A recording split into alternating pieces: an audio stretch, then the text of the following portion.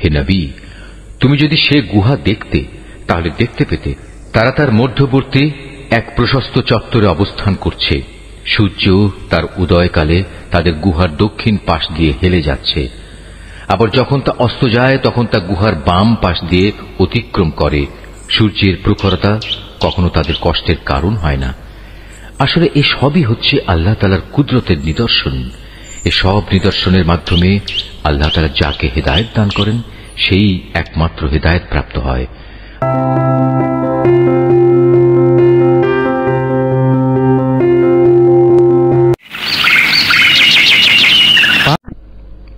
সূরা আল কাহাফ। বিসমিল্লাহির রহমানির রহিম। রহমান রহিম আল্লাহ তাআলার নামে। সব তারিফ আল্লাহ তাআলার জন্য, যিনি তার একজন বিশেষ বান্দার প্রতি এ গ্রন্থ নাজিল করেছেন এবং তার কোথাও তিনি কোন রকম বক্রতা রাখেননি। একে তিনি প্রতিষ্ঠিত করেছেন সহজ সরল একটি পথের উপর, যাতে করে আল্লাহ তাআলার পক্ষ থেকে সে নবী তাদের জাহান্নামের আযাবের ব্যাপারে সতর্ক করে দিতে পারে এবং যারা ঈমানদার, যারা নেক কাজ করে তাদের সে এ মর্মে সুসংবাদ দিতে পারে যে তাদের জন্য আল্লাহর দরবারে উত্তম পুরস্কার রয়েছে, যেখানে তারা চিরকাল থাকবে। এবং সেসব লোকদেরও ভয় দেখাবে যারা মূর্খের মতো বলে আল্লাহ তাআলা সন্তান গ্রহণ করেছেন। এ দাবির পক্ষে তাদের কাছে কোনো জ্ঞান সম্মত দলিল প্রমাণ নেই। তাদের বাপ দাদাদের কাছেও এ ব্যাপারে কোনো যুক্তি ছিল না। এটা সত্যিই বড় একটি কঠিন কথা যা তাদের মুখ থেকে বের হচ্ছে। আসলে তারা জঘন্য মিথ্যা ছাড়া কিছুই বলেনি। হে নবী, যদি এরা এ কথার উপর ঈমান না আনে তাহলে মনে হয় দুঃখ কষ্টে তুমি এর পেছনে নিজেকেই বিনাশ করে দেবে। যা কিছু এ জমিনের বুকে আছে আমি তাকে তার জন্য শোভা বর্ধনকারী করে পয়দা করেছি, যাতে করে মানুষদের আমি পরীক্ষা করতে পারি যে তাদের মধ্যে কাজকর্মের দিক থেকে কে বেশি উত্তম। অতঃপর একদিন আমি যা কিছু এ জমিনে আছে ধ্বংস করে দিয়ে একে উদ্ভিদ শূন্য মাটিতে পরিণত করে দেব। হে নবী, তুমি গুহা ও পাহাড়ের উপত্যকার অধিবাসীদের সম্পর্কে কি মনে করো? তারা আমার নিদর্শন সমূহের মধ্যে একটি বিস্ময়কর নিদর্শন ছিল। ঘটনাটি এমন হয়েছিল, কতিপয় যুবক যখন গুহায় আশ্রয় নিল এবং আল্লাহর দরবারে এই বলে দোয়া করল, হে আমাদের মালিক, একান্ত তোমার কাছ থেকে আমাদের ওপর অনুগ্রহ দান করো। আমাদের এই কাজকর্ম আঞ্জাম দেওয়ার জন্য তুমি আমাদের সঠিক পথ দেখাও। অতঃপর আমি গুহার ভেতরে তাদের কানে বহু বছর ধরে ঘুমের পর্দা লাগিয়ে রাখলাম। তারপর এক পর্যায়ে আমি তাদের ঘুম থেকে উঠিয়ে দিলাম, যাতে করে আমি একথা জেনে নিতে পারি তাদের দুদলের মধ্যে কোন দলটি ঠিক করে বলতে পারে যে তারা কতদিন সেখানে অবস্থান করেছিল। হে নবী, আমি তোমার কাছে তাদের বৃত্তান্ত সঠিকভাবে বর্ণনা করছি। মূলত তারা ছিল কতিপয় নওজোয়ান ব্যক্তি যারা তাদের মালিকের উপর ঈমান এনেছিল। আমি তাদের হেদায়েতের পথে এগিয়েও দিয়েছিলাম। আমি তাদের অন্তঃকরণকে ধৈর্য দ্বারা দৃঢ়তা দান করেছি। যখন তারা আল্লাহর পথে দাঁড়িয়ে গেল এবং ঘোষণা করল, আমাদের মালিক তো হচ্ছেন তিনি, যিনি আসমান সমূহ ও জমিনের মালিক। আমরা কখনো আল্লাহ তাআলা ছাড়া আর কাউকে ডাকব না। যদি আমরা এমন অযৌক্তিক কথা বলি তাহলে তা হবে মারাত্মক দিন বিরোধী কাজ। এরা হচ্ছে আমাদের স্বজাতির লোক, যারা তাকে বাদ দিয়ে অসংখ্য মাবুদের গোলামি গ্রহণ করেছে। তারা যদি সত্যবাদী হয় তাহলে তারা স্পষ্ট দলিল নিয়ে আসে না কেন? তার চাইতে বড় জালেম আর কে যে আল্লাহ তাআলার উপর মিথ্যা আরোপ করে? অতঃপর জোয়ানরা পরস্পরকে বলল, আল্লাহ তাআলা ছাড়া অন্যদের যারা মাবুদ বানায় তাদের কাছ থেকে তোমরা যখন বিচ্ছিন্ন হয়ে চলেই গেলে, তখন তোমরা এখান থেকে বের হয়ে বিশেষ একটি গুহায় গিয়ে আশ্রয় নাও। তোমাদের মালিক তোমাদের উপর তার রহমতের ছায়া বিস্তার করে দেবেন এবং তোমাদের বিষয়গুলো তোমাদের জন্য সহজ করে দেবেন। হে নবী, তুমি যদি সে গুহা দেখতে তাহলে দেখতে পেতে তারা তার মধ্যবর্তী এক প্রশস্ত চত্বরে অবস্থান করছে। সূর্য তার উদয়কালে তাদের গুহার দক্ষিণ পাশ দিয়ে হেলে যাচ্ছে, আবার যখন তা অস্ত যায় তখন তা গুহার বাম পাশ দিয়ে অতিক্রম করে। সূর্যের প্রখরতা কখনো তাদের কষ্টের কারণ হয় না। আসলে এ সবই হচ্ছে আল্লাহ তাআলার কুদরতের নিদর্শন। এসব নিদর্শনের মাধ্যমে আল্লাহ তাআলা যাকে হেদায়েত দান করেন সেই একমাত্র হেদায়েত প্রাপ্ত হয়। আর যাকে তিনি গোমরাহ করেন সে কখনো কোনো পথ প্রদর্শনকারী ও অভিভাবক পেতে পারে না। হে নবী, তুমি যদি দেখতে তাহলে তুমি তাদের ভাবতে তারা বুঝি জেগেই রয়েছে, যদিও তারা ছিল ঘুমন্ত।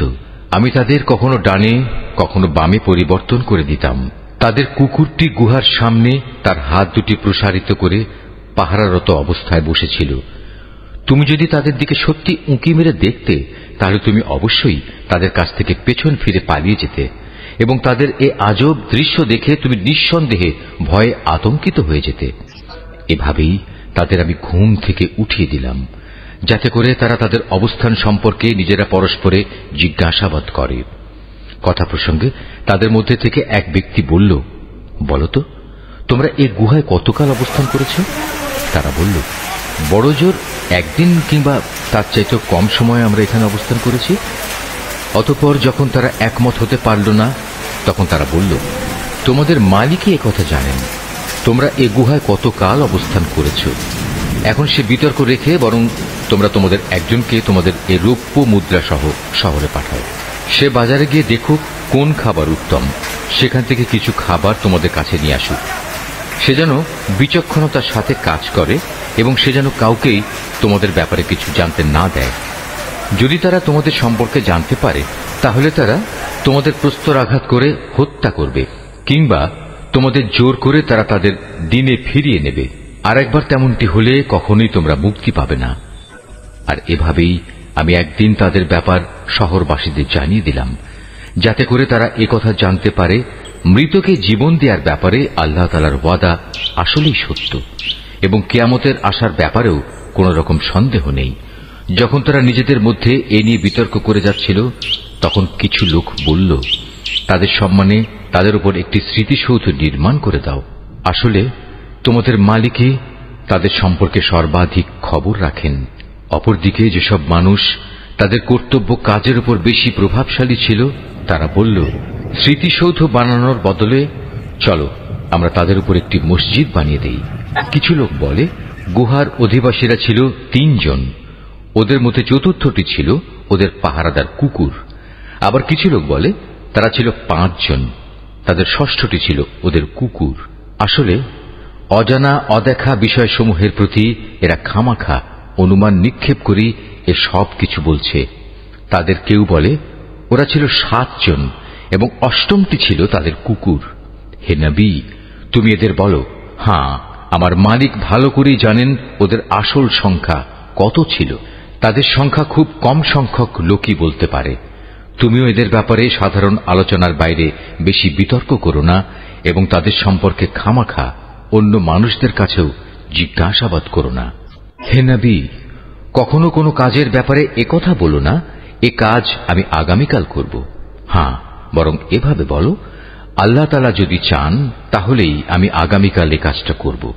যদি কখনো কোনো কিছু ভুলে যাও তাহলে তোমার মালিককে স্মরণ করো এবং বলো, সম্ভবত আমার মালিক এ কাহিনীর চাইতে নিকটতর কোনো কল্যাণ দিয়ে আমাকে পথ দেখাবেন।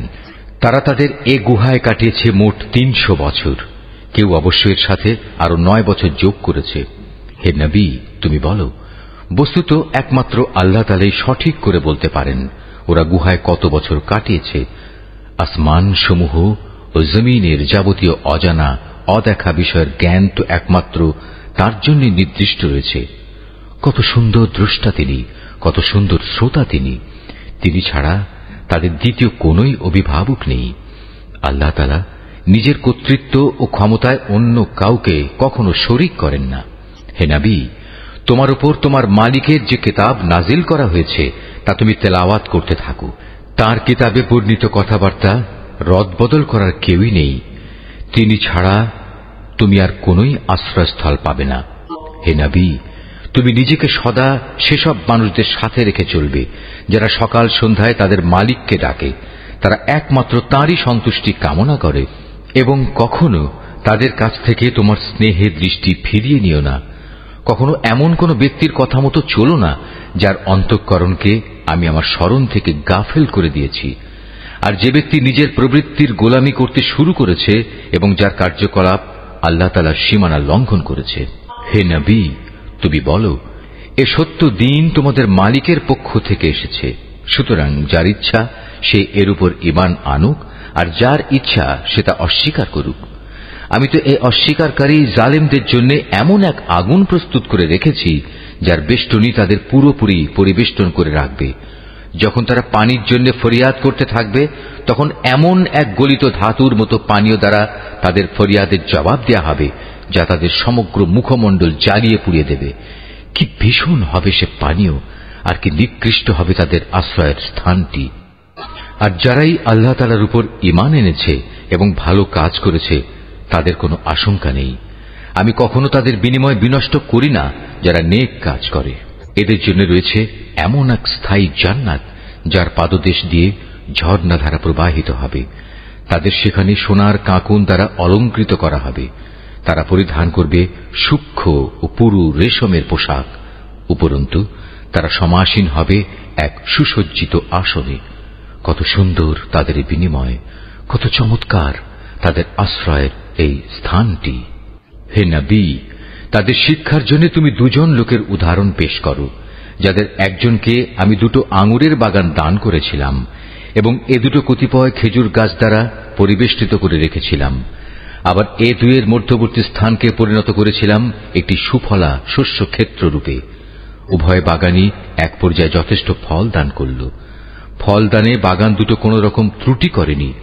উভয় বাগানের ফাঁকে ফাঁকে আমি পানির ঝর্ণাধারাও প্রবাহিত করে রেখেছিলাম। এক পর্যায়ে তার অনেক ফল হয়ে গেল। অতঃপর একদিন সে তার সাথীকে কথা প্রসঙ্গে বলল, দেখো, আমি ধন সম্পদের দিক থেকে তোমার চাইতে যেমন বড়, তেমনি জনবলেও আমি তোমার চাইতে বেশি শক্তিশালী।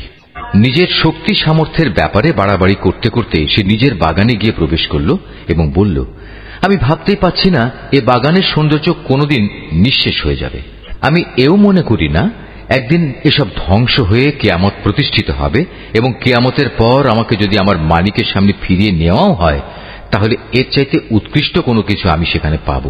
তার সে গরিব সাথীটি, যে তার সাথে কথা বলছিল, বলল, এ পার্থিব সম্পদ দেখে তুমি কি সত্যি সে মহান সত্তাকে অস্বীকার করছো, যিনি তোমাকে প্রথমত মাটি থেকে, অতঃপর শুক্র কণা থেকে পয়দা করেছেন, পরিশেষে তিনি তোমাকে একটি মানুষের আকৃতিতে পূর্ণাঙ্গ করেছেন? কিন্তু আমি তো বিশ্বাস করি সেই সৃষ্টিকর্তা আল্লাহ তাআলাই হচ্ছেন আমার মালিক, এবং আমার মালিকের কোনো কাজের সাথেই আমি কাউকে শরীক করি না। কত ভালো হতো তুমি যখন তোমার ফলবতী বাগানে প্রবেশ করলে, তখন যদি তুমি একথা বলতে, আল্লাহ তাআলা যা চেয়েছেন তাই হয়েছে। আল্লাহ তাআলা ব্যতি রেখে কারোই কিছু ঘটানোর শক্তি নেই। যদিও তুমি আমাকে ধনে জনে তোমার চাইতে কম দেখলে, কিন্তু আমি আল্লাহ তাআলার উপর ঈমান রাখি।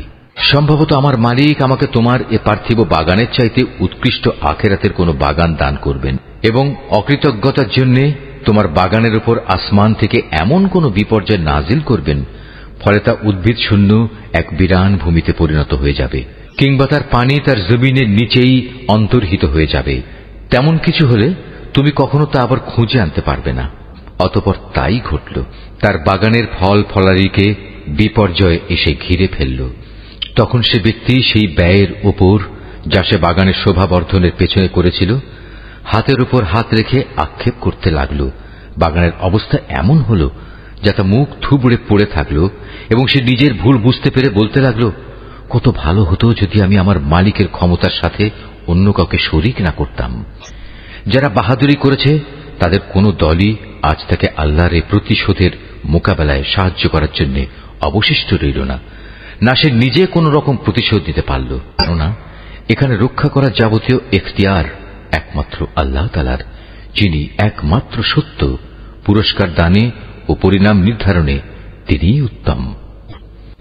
হে নবী, তুমি এদের কাছে দুনিয়ার জীবনের উদাহরণ পেশ করো।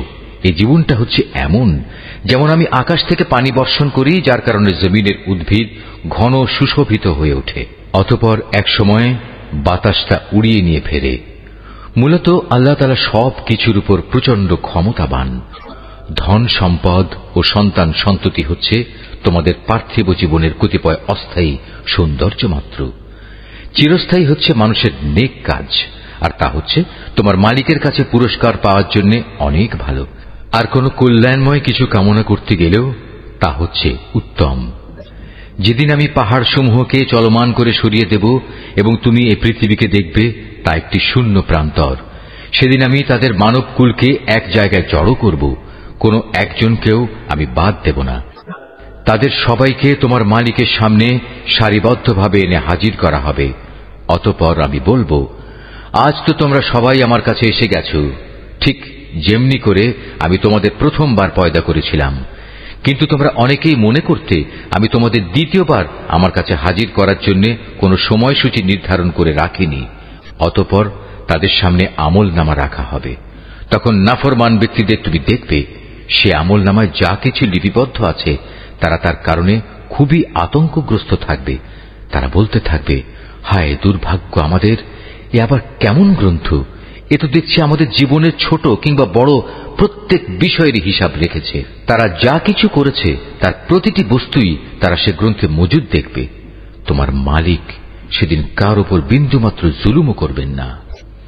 স্মরণ করো যখন আমি ফেরেশতাদের বলেছিলাম তোমরা সবাই আদমকে সাজদা করো, তখন তারা সবাই সাজদা করল, কিন্তু ইবলিস সাজদা করল না। সে ছিল আসলে জিনদেরই একজন। সে তার মালিকের আদেশের নাফরমানি করল। যে এত বড় নাফরমানি করল, তোমরা কি তাকে এবং তার বংশধরদের আমার বদলে তোমাদের অভিভাবক হিসেবে গ্রহণ করে চলেছ? অথচ প্রথম দিন থেকেই সে তোমাদের প্রকাশ্য দুশমন। চেয়ে দেখো জালেমদেরকে নিকৃষ্ট বিনিময় দেয়া হয়েছে। আকাশমণ্ডলী ও পৃথিবী সৃষ্টি করার সময় আমি তাদের কাউকে ডাকিনি, এমনকি স্বয়ং তাদের নিজেদের বানানোর সময়ও তো আমি তাদের ডাকিনি। আসলে আমি তো অক্ষম ছিলাম না যে তাদের পরামর্শ আমার দরকার। অন্যদের যারা গোমরা করে আমি তাদের সাহায্য গ্রহণ করি না। যেদিন তিনি এদের বলবেন তোমরা তাদের ডাকো যাদের তোমরা আমার শরীক মনে করতে, ওরা তাদের ডাকবে, কিন্তু তারা তাদের এ ডাকে কোনোই সাড়া দেবে না। আমি এদের উভয়ের মাঝখানে এক মরণ ফাঁদ রেখে দেব। এ নাফরমান লোকেরা যখন আযাব দেখতে পাবে তখন তারা বুঝে যাবে তারা এক্ষুনি সেখানে গিয়ে পতিত হচ্ছে, আর একবার সেখানে পতিত হলে ওরা তা থেকে কখনোই মুক্তির পথ পাবে না। আমি মানুষের বোঝার জন্য এই কোরআনে সব ধরনের উপমা ও উদাহরণ বিশদভাবে বর্ণনা করেছি, কিন্তু মানুষের অধিকাংশই এ নিয়ে তর্ক করে। হেদায়েত যখন মানুষের সামনে এসে গেল তখন ঈমান আনা ও গুনাহের জন্য তাদের মালিকের কাছে ক্ষমা চাওয়া থেকে তাদের কোন জিনিস বিরত রাখছে? তারা সম্ভবত পূর্ববর্তী মানুষদের অবস্থা তাদের কাছে এসে পৌঁছানোর কিংবা আমার আযাব তাদের সামনে এসে হাজির হবার অপেক্ষা করছে। আমি তো রসুলদের পাঠাই যে তারা মানুষদের জন্য জান্নাতের সুসংবাদবাহী ও জাহান্নামের সতর্ককারী হবে, কিন্তু যারা কুফরি করেছে তারা ছোটখাটো বিষয় নিয়ে ঝগড়া শুরু করে যাতে তারা সত্যকে ব্যর্থ করে দিতে পারে। মূলত তারা আমার আয়াতসমূহকে এবং যেসব বিষয় দিয়ে তাদের জাহান্নাম থেকে সতর্ক করা হয়েছিল তাকে বিদ্রূপের বিষয়ে পরিণত করে নিয়েছে। তার চাইতে বড় জালেম আর কে আছে যাকে তার মালিকের আয়াতসমূহ স্মরণ করিয়ে দেয়া হচ্ছে এবং সে এর থেকে মুখ ফিরিয়ে দিচ্ছে। সর্বোপরি যা কিছু গুনাহের বোঝা তার হাত দুটো অর্জন করেছে সে তা ভুলে যায়। আমি তাদের অন্তরের উপর জাহেলিয়াতের আবরণ লাগিয়ে দিয়েছি যেন তারা সত্য দিন বুঝতে না পারে। এমনি ভাবে তাদের কানেও এক ধরনের কঠিন বস্তু ঢেলে দিয়েছি, এ কারণে তারা সত্য কথা শুনতে পায় না। অতএব হে নবী, তুমি ওদের যতই হেদায়েতের পথে ডাকো না কেন তাদের কখনো হেদায়েত দেয়া হবে না। নবী, তোমার মালিক বড়ই ক্ষমাশীল ও দয়াবান। তিনি যদি তাদের সবাইকে তাদের কৃতকর্মের জন্য শাস্তি দিতে চাইতেন তাহলে তিনি সহজেই তা ত্বরান্বিত করতে পারতেন, বরং এর পরিবর্তে তাদের জন্য শাস্তির একটি প্রতিশ্রুত ক্ষণ রাখা আছে যা থেকে ওদের কারুই পরিত্রাণ নেই। এ জনপদ ও তাদের অধিবাসীরা যখন আল্লাহ তাআলা সীমা লঙ্ঘন করেছিল তখন আমি তাদের নির্মূল করে দিয়েছি। তাদের ধ্বংসের জন্যও একটি দিনক্ষণ নির্দিষ্ট ছিল। হে নবী, তুমি এদের মূসার ঘটনা শোনাও। যখন মূসা তার খাদেমকে বলল, যতক্ষণ পর্যন্ত আমি দুটো সাগরের মিলনস্থলে না পৌঁছব ততক্ষণ পর্যন্ত আমি আমার পরিকল্পনা থেকে ফিরে আসব না। যদি আমাকে এজন্য দীর্ঘ সময় পর্যন্ত চলতে হয় তবু আমি চলতে থাকব। যখন তারা উভয়ে সেই প্রত্যাশিত দুটো সাগরের সঙ্গম স্থলে এসে পৌঁছল তখন তারা উভয়ই তাদের খাবারের জন্য রাখা মাছটির কথা ভুলে গেল সে মাছটি ছুটে গিয়ে সুড়ঙ্গের মতো একটি পথ করে সহজেই সাগরে চলে গেল। যখন তারা আরো কিছু দূর এগিয়ে গেল, তখন সে তার খাদেমকে বলল, এবার আমাদের নাশতা নিয়ে এসো, আমরা আজকের সফরে সত্যি ভারী ক্লান্ত হয়ে পড়েছি। সে বলল, তুমি কি দেখোনি, আমরা যখন শিলাখণ্ডের পাশে বিশ্রাম করছিলাম তখন আমি মাছের কথা ভুলেই গিয়েছিলাম। আসলে শয়তানি আমাকে ভুলিয়ে দিয়েছে যে আমি তার কথাটা স্মরণ রাখব। আর সে মাছটিও কি আশ্চর্যজনক পদ্ধতিতে নিজের পথ ধরে সাগরের দিকে নেমে গেল। সে বলল, হ্যাঁ, এই তো হচ্ছে সেই জায়গা যে স্থানটির আমরা সন্ধান করছিলাম। মাছটি চলে যাওয়ার জায়গাই হচ্ছে সাগরের মিলনস্থল। অতঃপর তারা নিজেদের পথের চিহ্ন ধরে ফিরে চলল। এরপর তারা সেখানে পৌঁছলে আমার বান্দাদের মাঝ থেকে একজন পুণ্যবান বান্দাকে সেখানে পেল, যাকে আমি আমার অনুগ্রহ দান করেছি। উপরন্তু তাকে আমি আমার কাছ থেকে বিশেষ জ্ঞান দান করেছিলাম। মুসা তাকে বলল, আমি কি তোমার অনুসরণ করতে পারি, যাতে করে আল্লাহ তাআলার কাছ থেকে যে জ্ঞান তোমাকে শেখানো হয়েছে তার কিছু অংশ তুমি আমাকে শেখাতে পারো? সে বলল, হ্যাঁ পারো, তবে আমার সাথে থেকে তা তুমি কখনো ধৈর্য ধারণ করতে পারবে না। অবশ্য এটাও ঠিক, যে বিষয়ে তোমার জ্ঞান সীমার বাইরে তার উপর তুমি ধৈর্য ধরবেই বা কি করে? সে বলল, আল্লাহ তাআলা যদি চান তাহলে তুমি আমাকে ধৈর্যশীল হিসেবেই পাবে, আমি তোমার কোনো আদেশেরই বরখেলাফ করব না। সে বলল, আচ্ছা, যদি তুমি আমাকে অনুসরণ করোই তাহলে কোনো বিষয় নিয়ে আমাকে কিছু জিজ্ঞেস করবে না, যতক্ষণ না সে কথা আমি নিজেই তোমাকে বলে দেব। তারপর তারা দুজন পথ চলতে শুরু করল। নদীর পাড়ে এসে উভয়ই একটি নৌকায় আরোহণ করল। নৌকায় উঠেই সে তাতে ছিদ্র করে দিল। সে বলল, তুমি কি এজন্য তাতে ছিদ্র করে দিলে যেন এর আরোহীদের তুমি ডুবিয়ে দিতে পারো? তুমি সত্যি এক গুরুতর অন্যায় কাজ করেছ। মুসার কথা শুনে সে বলল, আমি কি তোমাকে এই কথা বলিনি আমার সাথে থেকে তুমি কখনো ধৈর্য ধারণ করতে পারবে না? সে বলল, আমি যে ভুল করেছি সে ব্যাপারে তুমি আমাকে পাকড়াও করো না, এবং এ ব্যাপারে আমার উপর বেশি কঠোরতাও আরোপ করো না। আবার তারা পথ চলতে শুরু করল। কিছু দূর গিয়ে তারা উভয়ে একটি কিশোর বালক পেল। সাথে সাথে সে তাকে হত্যা করে ফেলল। এ কাজ দেখে সে বলল, তুমি তো কোন রকম হত্যার অপরাধ ছাড়াই একটি নিষ্পাপ জীবনকে বিনাশ করলে। তুমি সত্যি একটা গুরুতর অন্যায় কাজ করে ফেলেছ। সে বলল, আমি কি তোমাকে একথা বলিনি যে তুমি আমার সাথে থেকে ধৈর্য ধরতে পারবে না? সে বলল, যদি এরপর আর একটি কথাও আমি তোমাকে জিজ্ঞেস করি তাহলে তুমি আমাকে তোমার সাথে রেখো না। অবশ্য এখন তো তুমি আমার পক্ষ থেকে ওজর পেশ করার প্রান্ত সীমায় পৌঁছে গেছ। আবার তারা চলতে শুরু করল। কিছুদূর এগিয়ে তারা জনপদের অধিবাসীদের কাছে পৌঁছল। সেখানে পৌঁছে তারা সেই জনপদের অধিবাসীদের কাছে কিছু খাবার চাইল, কিন্তু তারা তাদের মেহমানদারি করতে অস্বীকার করল। অতঃপর সেখানে তারা একটি পতনোন্মুখ পুরনো প্রাচীর দেখতে পেল। সে প্রাচীরটা সোজা করে দিল। সে মুসা বলল, তুমি চাইলে তো এদের কাছ থেকে এর উপর কিছু পারিশ্রমিক গ্রহণ করতে পারতে।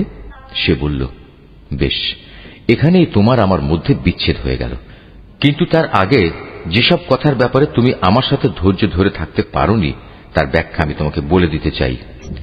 প্রথম ঘটনাটি হচ্ছে নৌকা সম্পর্কিত। মূলত তা ছিল কয়েকজন গরিব মানুষের মালিকানাধীন। তারা এটা দিয়ে সমুদ্রে জীবিকা অন্বেষণের কাজ করত, কিন্তু আমি নৌকাটিতে একটা ছিদ্র করে তাকে ত্রুটিযুক্ত করে দিতে চাইলাম, কারণ তাদের সামনেই ছিল এমন এক বাদশা যে ত্রুটিবিহীন যে নৌকাই পেত তা বল প্রয়োগে ছিনিয়ে নিত। আর হ্যাঁ, সে কিশোরটির ঘটনা। তার পিতামাতা উভয় ছিল মোমেন। আমি আশঙ্কা করলাম বড় হয়ে সে এদের দুজনকেই আল্লাহর নাফরমানি ও কুফর দ্বারা বিভ্রান্ত করে দেবে। আমি চাইলাম তাদের মালিক তার বদলে তাদের এমন একটি সন্তান দান করবেন যে দিনদারি ও রক্তের সম্পর্ক রক্ষার ব্যাপারে তা চেয়ে অনেক ভালো প্রমাণিত হবে। সর্বশেষ ওই যে প্রাচীরটির ব্যাপার, আসলে তা ছিল শহরের দুটি এতিম বালকের। এর নিচেই তাদের জন্য রক্ষিত ছিল গুপ্ত ধনভাণ্ডার। ওদের পিতা ছিল একজন নেককার ব্যক্তি। এই কারণেই তোমার মালিক চাইলেন ওরা বয়ঃপ্রাপ্ত হোক এবং তাদের সে ভাণ্ডার থেকে তারা সম্পদ বের করে আনুক। এই প্রাচীরটাকেই আমি তাদের বড় হওয়া পর্যন্ত দাঁড় করিয়ে রাখতে চেয়েছিলাম। এ ছিল মূলত তোমার মালিকের অনুগ্রহ দ্বারা সম্পাদিত কতিপয় কাজ। এর কোনোটাই কিন্তু আমি আমার নিজে থেকে করিনি।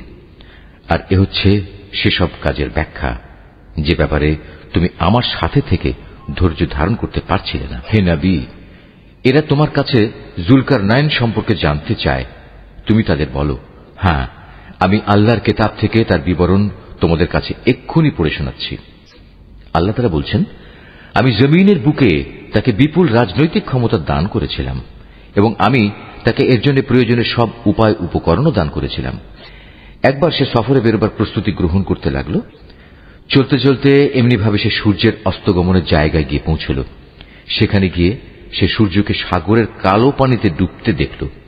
তার পাশে সে একটি জাতিকেও বাস করতে দেখল। আমি বললাম, হে জুলকারনাইন, এরা তোমার অধীনস্থ। তুমি ইচ্ছে করলে তাদের শাস্তি দিতে পারো অথবা তাদের সাথে তুমি সদয় ভাব গ্রহণ করতে পারো। সে বলল, হ্যাঁ, এদের মাঝে যে আল্লাহর সাথে বিদ্রোহ করবে তাকে আমি অবশ্যই শাস্তি দেব। অতঃপর তাকে যখন তার মালিকের সামনে ফিরিয়ে নেওয়া হবে তখন তিনি তাকে আরো কঠিন শাস্তি দেবেন। অপরদিকে যে ব্যক্তি আল্লাহর উপর ঈমান আনে এবং নেক কাজ করে তার জন্য আখিরাতে থাকবে উত্তম পুরস্কার। আর আমিও তার সাথে আমার কাজকর্ম সম্পাদনের সময় একান্ত বিনম্র ব্যবহার করব। অতঃপর সে আর এক অভিযানে পথে বেরোল।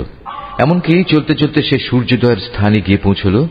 তখন সে সূর্যকে এমন একটি জাতির উপর দিয়ে উদয় হতে দেখল যাদের জন্য তার প্রখর তাপ থেকে আত্মরক্ষার জন্য আমি কোন অন্তরাল সৃষ্টি করে রাখিনি। জুলকারনাইনের ঘটনা ছিল এরকমই। আমার কাছে সে সম্পর্কিত পুরোপুরি খবরই মজুদ আছে। অতঃপর সে আর এক অভিযানে পথে বেরোল। এমনকি পথ চলতে চলতে সে দুটো প্রাচীরের মধ্যবর্তী স্থানে গিয়ে পৌঁছল। দুই পর্বতের মধ্যবর্তী স্থানে পৌঁছে সে এমন এক সম্প্রদায়ের লোকদের পেল যারা জুলকারনাইনের কোনো কথাই তেমন বুঝতে পারছিল বলে মনে হল না। তারা অতি কষ্টে তাকে বলল, হে বাদশাহ জুলকারনাইন, অবশ্যই ইয়াজুজ মাজুজ নামক দুটো সম্প্রদায় এই জমিনে নানা রকম বিপর্যয় সৃষ্টিকারী। এমত অবস্থায় তাদের থেকে বাঁচার জন্য আমরা কি তোমাকে এ শর্তে কোন রকম একটা কর দেব যে তুমি আমাদের এবং তাদের মাঝে একটি প্রাচীর বানিয়ে দেবে? সে বলল, কোনো কর নেওয়ার প্রয়োজন নেই, কেননা আমার মালিক আমাকে যা কিছু দিয়ে রেখেছেন তাই আমার জন্য ভালো। হ্যাঁ, শারীরিক শক্তি দ্বারা তোমরা আমাকে সাহায্য করতে পারো। আমি তোমাদের এবং তাদের মাঝে এক মজবুত প্রাচীর বানিয়ে দেব। তোমরা আমার কাছে এ কাজের জন্য লোহার পাতসমূহ নিয়ে এসো। অতঃপর সে অনুযায়ী তা আনা হল এবং প্রাচীর তৈরির কাজও শুরু হল। যখন মধ্যবর্তী ফাঁকা স্থানটি পূর্ণ হয়ে লৌহ স্তূপগুলো দুটো পর্বতে সমান হয়ে গেল তখন সে তাদের লক্ষ্য করে বলল, তোমরা হাঁপড়ে দম দিতে থাকো। অতঃপর যখন তা আগুনের মতো উত্তপ্ত হল তখন সে বলল, এখন তোমরা আমার কাছে কিছু গলানো তামা নিয়ে এসো, আমি তা এর ওপর ঢেলে দেব। সুতরাং এভাবেই এমন একটি মজবুত প্রাচীর তৈরি হয়ে গেল যে তারা তারপর উঠতে সক্ষম হল না, না তারা তা ভেদ করে বাইরে আসতে পারল। জুলকারনাইন বলল, এই যা কিছু হয়েছে তা সবই আমার মালিকের অনুগ্রহে হয়েছে, কিন্তু যখন আমার মালিকের ওয়াদা মতো কিয়ামত আসবে তখন তিনি তা চূর্ণ বিচূর্ণ করে একাকার করে দেবেন। আর আমার মালিকের ওয়াদা হচ্ছে সত্য ওয়াদা। কিয়ামতের আগে আমি তাদের দলে দলে ছেড়ে দেব। তারা সমুদ্রের ঢেউয়ের আকারে একদল আরেক দলের মধ্যে প্রবিষ্ট হবে। যখন সিঙায় ফুৎকার দেয়া হবে তখন তাদের সবাইকে আমি হাসরের ময়দানে একত্রিত করব। সেদিন আমি জাহান্নামকে তার অবিশ্বাসীদের সামনে এনে হাজির করব। যাদের চোখের মধ্যে আমার স্মরণ থেকে আবরণ পড়েছিল তারা হেদায়েতের কথাই শুনতে পেত না। কাফেররা কি একথা মনে করে নিয়েছে যে তারা আমার বদলে আমারই কতিপয় গোলামকে অভিভাবক বানিয়ে নেবে, আর আমি এ ব্যাপারে তাদের কোনো জিজ্ঞাসাবাদই করব না? আমি তো জাহান্নামকে কাফেরদের মেহমানদারির জন্য সাজিয়ে রেখেছি। হে নবী, এদের তুমি বলো, আমি কি তোমাদের এমন লোকদের কথা বলবো যারা আমলের দিক থেকে সম্পূর্ণ ক্ষতিগ্রস্ত হয়ে পড়েছে? এরা হচ্ছে সেসব লোক যাদের সমুদয় প্রচেষ্টা এই দুনিয়ায় বিনষ্ট হয়ে গেছে, অথচ তারা মনে মনে ভাবছে তারা বুঝি ভালো কাজই করে যাচ্ছে। এরাই হচ্ছে সেসব লোক যারা তাদের মালিকের আয়াতসমূহকে অস্বীকার করে এবং অস্বীকার করে তার সাথে ওদের সাক্ষাতের বিষয়টিও। এর ফলে ওদের সব কর্মই নিষ্ফল হয়ে যায়। তাই কিয়ামতের দিন আমি তাদের জন্য ওজনের কোন মানদণ্ড স্থাপন করব না। এটাই জাহান্নাম, এটাই হল তাদের যথার্থ পাওনা, কেননা তারা স্বয়ং স্রষ্টাকেই অস্বীকার করেছে। উপরন্তু তারা আমার আয়াতসমূহ ও তার বাহক রসুলদের বিদ্রুপের বিষয় হিসেবে গ্রহণ করেছে। অপরদিকে যারা আল্লাহ তাআলার উপর ঈমান এনেছে এবং সে অনুযায়ী নেক আমল করেছে, তাদের মেহমানদারির জন্য জান্নাতুল ফিরদাউস সাজানো রয়েছে। সেখানে তারা চিরদিন থাকবে। সেদিন তারা সেখান থেকে অন্য কোথাও যেতে চাইবে না। হে নবী, তুমি এদের বলো, আমার মালিকের প্রশংসার কথাগুলো লিপিবদ্ধ করার জন্য যদি সমুদ্র কালি হয়ে যায়, তাহলে আমার মালিকের জ্ঞানের কথা লেখা শেষ হওয়ার আগেই সমুদ্র শুকিয়ে যাবে। এমনকি যদি আমি তার মতো আরো সমুদ্রকে লেখার কালি করে সাহায্য করার জন্য নিয়ে আসি, তবু। হে নবী, তুমি এদের বলো, আমি তো তোমাদের মতোই একজন রক্ত মাংসের মানুষ, তবে আমার উপর ওহী নাজিল হয়, আর সে ওহীর মূল কথা হচ্ছে তোমাদের মাবুদ হচ্ছেন একজন। অতএব তোমাদের মাঝে যদি কেউ তার মালিকের সাক্ষাৎ কামনা করে, সে যেন হামেশা নেক আমল করে, সে যেন কখনো তার মালিকের ইবাদতে অন্য কাউকে শরীক না করে।